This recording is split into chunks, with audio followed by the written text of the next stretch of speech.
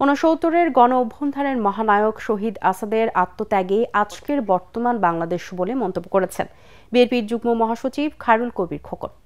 সকালে নরসিংদীর শিবপুরে শহীদ আসাদের সমাধিস্থলে পুষ্পস্তবক অর্পণ শেষে সাংবাদিকদের সাথে আলাপকালে তিনি এই মন্তব্য করেন। এ সময় শহীদ আসাদের সহযোদ্ধা ও বিএনপি নেতা আবুল হারিস রিকাবদার কালামিয়া, বীর মুক্তিযোদ্ধা তোফাজ্জল হোসেন ও জেলা বিএনপির সদস্য সচিব মনজুর এলাহি সহ শিক্ষক শিক্ষার্থীরা উপস্থিত ছিলেন।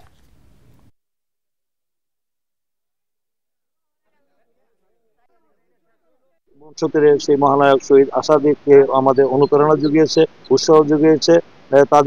তার অনুপ্রেরণার মধ্যে দিয়ে তারা আমাদের 90-এর সফল ছাত্র গণ অভ্যুত্থানের মধ্যে স্বৈরাচার রাষ্ট্রের পতন হয়েছিল। পরবর্তীতে সেই আবার 90, তারপরে আবার যেটা দেখলাম এবার যে জুলাই আগস্টে যে ঐতিহাসিক ছাত্র গণ অভ্যুত্থান হলো, সেই গণ অভ্যুত্থানও আমরা দীর্ঘ 16 বছরের আন্দোলনের যে ফসল, যে এই শেখ হাসিনা ফ্যাসিস্ট সরকারের যে পতন হলো, যে পালিয়ে যেতে বাধ্য হলো, সেই আন্দোলনের পিছনে কিন্তু সেই তার অনুপ্রেরণা।